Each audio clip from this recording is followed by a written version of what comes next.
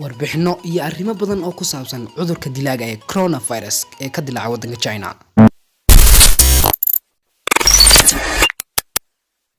fadlan nagu dhiirigeli subscribe taada si aad noola socoto had walba.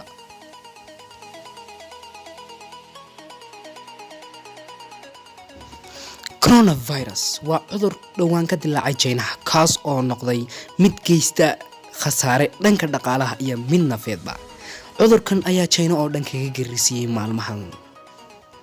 cudurkan coronavirus ayaa wuxuu ka bilowday gobolka Hubei ee waddanka China gaar ahaan magaalada Wuhan. dawladda ayaa waxay bandu ka dhigtay meesha uu ka bilowday cudurka coronavirus, taas oo lagu amray dadkii ku noolaa ee shacabka ah in aysan guryahooda ka soo bixin, daaqadaha iyo albaabadana ay xidhaan.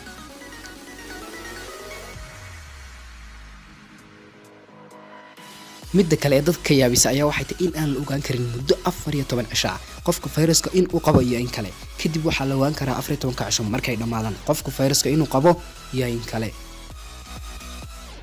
wuxuuna burbur weyn ku sababay dhaqaalaha waddanka China kaas oo ay ku xayiran yihiin 56 milyan oo shacab ah.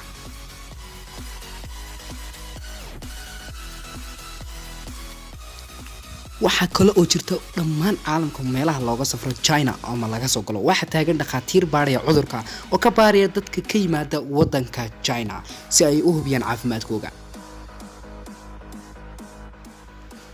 waxa fayraskan halista u dhimatay 106 qof oo ku naf waayay, iyadoo mar walba dhimashadu marba mar ka dambaysa ay sii siyaadayso.